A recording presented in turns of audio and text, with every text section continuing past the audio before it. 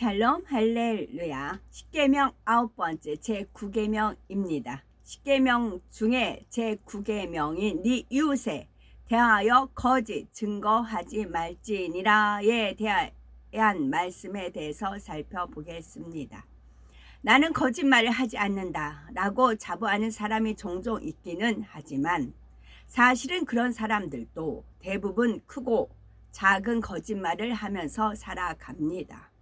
어두운 곳에서는 더러움이 잘 보이지 않아도 아주 밝은 빛이 비추이면 미세한 먼지나 얼룩까지 드러나는 것처럼 진실 자체이신 하나님께서 보실 때는 대부분의 사람들이 거짓 증거를 하고 있지요. 그렇다면 거짓 증거란 무엇인지 세 가지 유형으로 말씀드리겠습니다. 첫째는 한 것을 하지 않았다고 하거나 하지 않은 것을 했다고 하는 것이 있겠고, 두 번째는 말을 전할 때 더 하거나 빼는 것이 있겠고, 세 번째는 자기 생각에 맞춰 상대의 마음을 헤아려서 판단, 정죄하며 비판하는 것입니다. 첫째로 한 것을 하지 않았다고 하거나 하지 않은 것을 했다고 하는 것인데요. 거짓 증거가 얼마나 나쁜 것인지 확연히 드러나는 대표적인 경우가 재판할 때입니다. 재판석에서는 증인의 말이 직접적으로 판결에 영향을 줍니다. 거짓 증인으로 인해서 무죄한 사람이 큰 손해를 입을 수도 있고 심지어 생사가 달라지는 일도 있습니다. 그러기 때문에 하나님께서는 증언하는 사람도 증언을 듣고 판결하는 사람도 모두가 신중해야 함을 말씀하시지요. 신명기 19장 15절에 사람이 아무 악이든지 무릇 범한 죄는 한 증인으로만 정할 것이 아니요 두 증인의 입으로나 세 증인의 입으로 그 사건을 확정할 것이며 하셨지요. 한 사람의 말만 듣고 남을 정죄하지 말고 여러 사람의 말을 들어보고 정황을 바르게 분별해야 한다는 것입니다. 또 이어지는 19에서 20절에는 거짓 증언에 대한 형벌을 정하고 계시지요.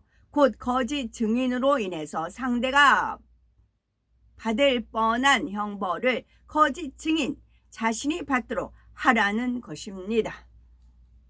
거룩하신 하나님의 자녀들은 일상생활 속에서의 사소한 거짓말도 버려야 합니다. 상대에게 심각한 손해를 입히는 경우가 아니라 해도 작은 거짓말 역시 비진리입니다.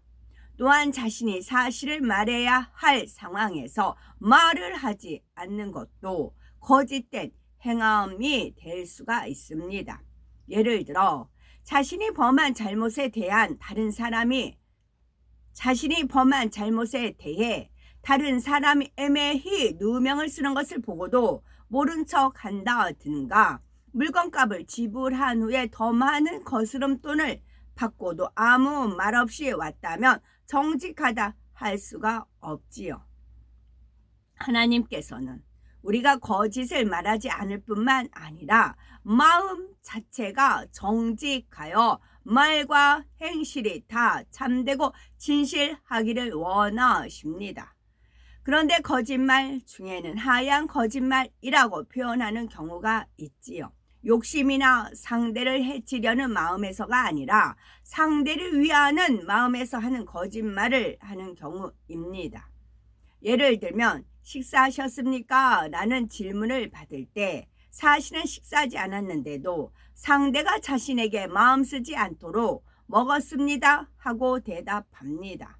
그러나 이런 때에도 먹지 않았지만 먹고 싶지 않습니다 라고 솔직하게 말하는 것이 옳겠지요. 성경에도 이런 경우가 나옵니다.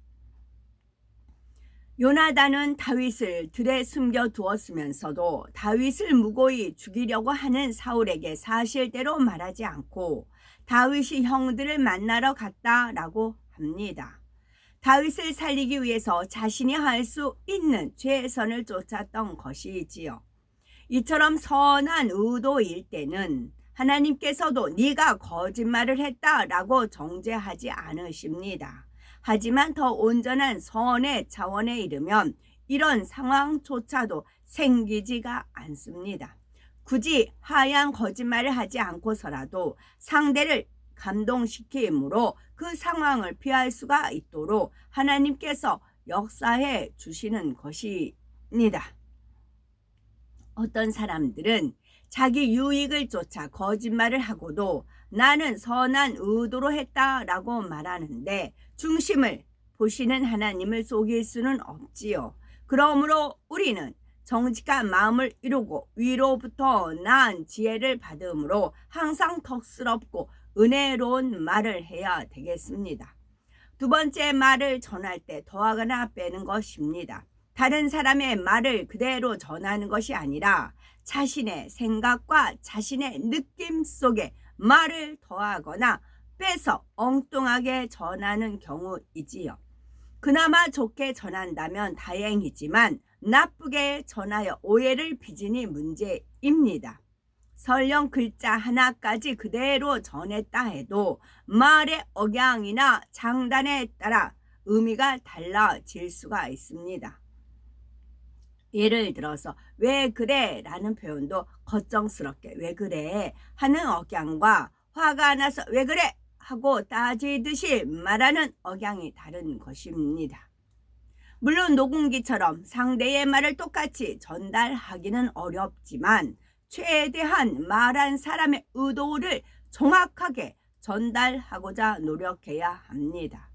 비록 정확하게 전달할 수 있다 해도 은혜와 덕이 되지 않고 진리가 아닌 말이라면 전하지 않아야 하지요. 좋은 의도에서 전했다 해도 듣는 사람 편에서는 마음이 상함으로 사람들을 이간하는 결과가 될 수 있는 것입니다. 마태복음 12장 36에서 37절에 사람이 무슨 무익한 말을 하든지 심판날에 이에 대하여 신문을 받으리니 네 말로 의롭다 함을 받고 네 말로 정죄함을 받으리라 말씀하십니다. 그러므로 범사에 은혜롭고 덕이 되는 말을 하여 의롭다 함을 받아 나가는 우리가 되어야 되겠지요. 세 번째는 자기 생각에 맞추어서 상대의 마음을 헤아려서 판단, 정죄하며 비판하는 것입니다. 사람들은 남의 표정과 행동을 보거나 말을 들을 때 자신의 느낌과 생각에 맞추어서 상대를 판단하는 경우가 많습니다. 이러한 마음이라서 그 말을 했을 것이라거나 이러한 의도가 있어서 저렇게 행동하는 것이라 말하지요. 가령 상대는 눈이 나쁘거나 딴 생각을 하며 걷다가 나를 못 보고 지나쳤는데 저 사람은 나를 보고도 모른 척한다. 나에게 감정이 있는가? 라고 생각합니다. 아무리 눈치가 빠른 사람도 서로 사랑하는 친한 사이라 해도 상대의 마음을 다 헤아리기는 어렵습니다. 그런데도 자기 기준에 맞춰서 상대를 오해하고 판단함으로 감정을 품거나 상대를 비방하는 일이 얼마나 많습니까? 이렇게 사실이 아닌 말을 전하면 그 말만 듣고 동조함으로 남을 판단하고 허물을 말하는 사람도 있습니다. 이 역시 거짓 증거에 동참하는 어리석은 행동이지요. 자기 기준에 맞춰서 상대를 판단하고 비방하는 사람은 상대를 정죄하는 그 정죄가 오히려 자신에게 해당됨을 알아야 깨달아야 합니다. 육의 사람들은 대부분이 자신이 어떤 상황에서 악을 발했다면 다른 사람들도 동일한 상황에 처했을 때 자신과 같은 악을 발할 것이라고 생각하지요. 자신에게 속이는 마음이 있기 때문에 상대가 나를 속이는 것이라고 의심하며 어떤 장면을 보고 나쁜 생각이 들었다면 상대도 그런 생각을 할 것이라고 판단합니다. 자신에게 남을 무시하는 마음이 있으니 상대의 행동을 오해하여 저가 나를 무시한다, 저가 교만하다 라고 말하기도 합니다. 마태복음 7장 12절에 그러므로 무엇이든지 남에게 대접을 받고자 하는 대로 너희도 남을 대접하라고 했고 마태복음 7장 1절에서 5절에는 비판을 받지 아니하려거든 비판하지 말라. 보라, 네 눈 속에 들보가 있는데 어찌하여 형제에게 말하기를 나로 네 눈 속에 있는 티를 빼게 하라 하겠느냐. 외식하는 자여, 네 눈 속에서 들보를 빼어라. 그 후에야 밝히 보고 형제의 눈 속에서 티를 빼리라 했습니다. 상대의 허물을 말하며 이를 비판하는 사람은 자신이 상대보다 더 큰 악을 행하고 있음을 알아야 하며 자기 악을 버리고 성결될 때라야 다른 사람의 잘못도 분별할 수가 있다는 것입니다. 그러나 사실 마음의 악을 다 벗어버리면 상대의 허물을 보려고 하지도 않고 오히려 좋은 것을 보기 원하며 상대에게 허물이 있다 해도 덮어주려고 하지요.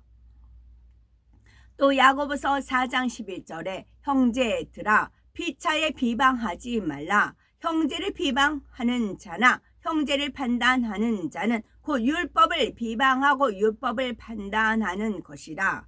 네가 만일 율법을 판단하면 율법의 준행자가 아니오 재판자로다 했습니다.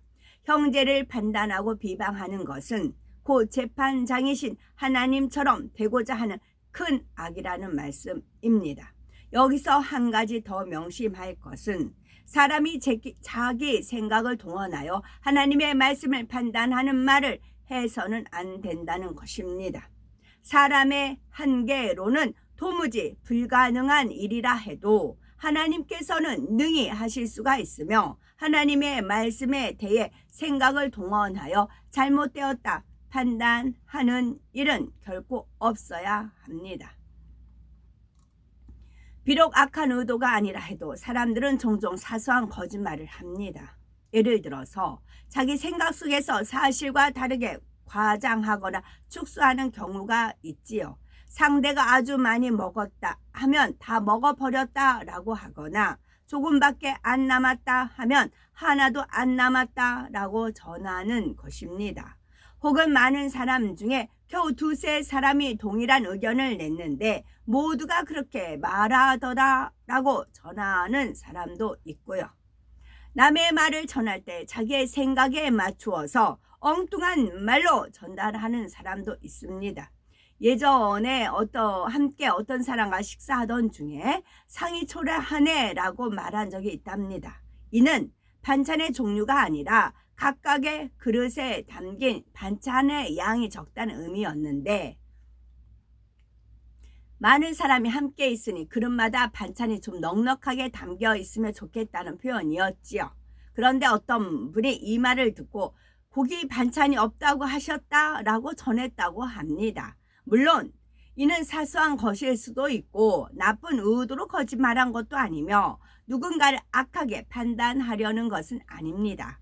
그러나 이렇게 말을 더하거나 빼는 거짓된 모습이 있다면 더 근본적인 문제를 깨달아 보아야 하지요. 마음이 진리로 채워진 사람은 아무리 사소한 것이라도 더하거나 빼서 전달하지 않습니다. 오직 알고 있는 그대로만 말할 뿐 자신의 생각과 느낌을 더해서 사실인 것처럼 말하는 일은 없습니다. 사소하게 보이는 것이라 해도 자신의 말에 진실성이 결여되어 있다면 이는 곧 마음에 거짓의 속성이 남아있음을 깨달아야 합니다. 거짓의 뿌리를 다 뽑지 못한 사람은 어떤 긴박한 상황을 만나면 남을 해롭게 하는 거짓말도 하게 될 가능성이 있는 것입니다. 그러므로 사소한 거짓이라도 발견하는 대로 철저히 벗어버림으로써 온전히 변화되는 계기를 삼아야 되겠지요. 사람들이 일반적으로 생각하는 거짓말 외에도 말을 더하거나 빼는 것이나 남의 마음을 헤아려서 판단 정죄하며 비판하는 것도 하나님 앞에서는 거짓 증거입니다. 우리들은 빛이신 하나님의 자녀답게 아무리 사소한 것이라도 거짓과는 전혀 상관이 없는 정결한 마음을 이루어야 합니다. 그리하여 시편 84편 11절에 여호와 하나님은 해요 방패시라. 여호와께서 은혜와 영화를 주시며 정직히 행하는 자에게 좋은 것을 아끼지 아니하실 것임이니이다 하신 대로 하나님께서 우리의 길을 밝히 비추시고 어려운 일마다 방패가 되어 주시며 우리의 삶 가운데 좋은 것을 아낌없이 부어 주셔서 축복받는 우리가 되어야 되겠습니다. 머리에 도청장치. 1999년 10월 31일 날 그 이제 M교회의 대원의 말씀을 받는 이제 그 당시 이제 나중에는 목사가 됐대요. 여전도사가 있어요. 여전도사가 있는데 여전도사가 하나님께서 그 여전도사의 머리에 도청장치가 있다. 그렇게만 퍼즐이 있어서 도청장치가 있다고 이제 다음 커트로 넘어가고 그랬어요. 상대를 알려주시기 위해서 그래요. 그리고 2000년도에 제가 이제 뭐 다 돌고 하나님 심부름 다 하고 정상적으로 이제 집에 왔을 때 집에 왔고 이제 하나님 뜻 가운데 서울에 이제 왔어요. 그래서 이제 M교회 앞에서 이제 자리 잡고 M교회를 감찰하는 거였어요. 거기에 많은 비밀들이 가지고 있으니까 제가 지금 읽어드린 말씀도 또한 마찬가지고 거기서 신목사님도 빠져나와야 되고 그런 여러 가지 있기 때문에 그 앞에서 방을 얻어서 있었어요. 그랬을 때 도청장치가 있다는 그 여자 전도사는 어마어마한 분이에요. 제 2인자인데 어떻냐면 눈을 감고 전 성도가 있잖아요. 몇 시간을 눈을 감고 다녀요. 그러면서 안수 기도하면서 대언의 말씀을 해요. 이 사람은 뭐다 다다다닥 나오고 다 눈을 감고 다녀요. 그러니까 100% 신뢰할 수밖에 없고 그 사람 말이 곧 하나님 말씀이다 할 정도예요. 왜냐하면 예수는 대언의 영이다 라는 말이 있고 그 말씀대로 이루어지는 것도 있고 그래요. 그런데 하나님은 저한테 그 여자 머리에 도청장치가 있다라고 전 알려주셨잖아요. 그렇기 때문에 저는 반신반의를 했지요. 저는 안 믿고 반신반의해서 하나님 말씀이 어떻게 맞아떨어지는가를 지켜보고만 있었어요. 그러나 대부분 사람들은 붙여칠 수밖에 없어요. 눈에 보이는 현상이 눈을 감고 몇 시간을 다니면서 많은 사람을 안수기도하면서 대언의 말씀 다다닥 나오거든요. 그럼 그것을 녹음해서 또 기록해서 각 사람에게 나눠주고 그래요. 그러니까 눈을 감고 뭐 그 몇 시간을 다니니 저도 그 현장에 있었지만 그렇게 돼요. 그러니 뭐 그분한테 굽신굽신 하는 거는 말할 것도 없죠. 그러나 저는 아니요. 반신반의하면서 지켜봤어요. 그러자 결론이 나오더라고요. 도청장치가 있었기 때문에 여기서 거짓을 빼지 않기 때문에 어떤 상황이 되면 그것이 나온다고요. 그래서 멀쩡한 그 귀하신 목사님을 일부러 꼬셨잖아요. 하나님의 뜻이다. 어떤 게 간음하는 게 하나님의 뜻이다. 그 말이 왜 나왔을까요? 믿음의 4단계, 5단계에 가면 5단계 가면 악이 없다. 그러니까 아담과 하와가 벌거벗었지만 서로 부끄러워하지 않았다. 그러니까 이거는 간음이 아니고 영적 사랑이다. 이 단계 올라가면 그래요. 이게 영의 세계라는 것이 그래요. 이게 잘못 풀려서 이게 원수마귀 사단의 계략, 계책이고 숨겨놓은 속임수예요.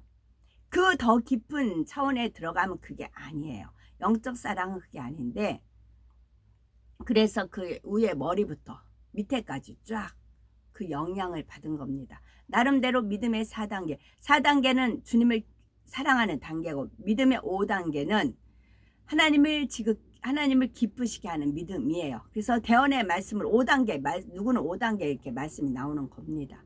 그러니까 5단계이기 때문에 육체적인 간음이 아니다. 영적 사랑이다. 사랑을 서로가 나누는 거다. 사랑을 서로가 교류하는 거다. 에덴 동산과 같다. 그렇게 대언의 말씀이 나온 겁니다. 거기에 다 쏘가 넘어가는 겁니다. 그럴듯하거든요. 그럴듯하니까 거기에 다 걸려서 넘어지는 겁니다. 그래서 저는 미리 하나님께서 도청장치다. 그것이 1999년도에 알려주셨지요. 그러자 결론이 나오더란 얘기지요. 저는 지금까지 하나님이 하라 하면 했고 멈추라 하면 멈췄고 가라 하면 갔어요. 오로지 하나님께만 영광이지요.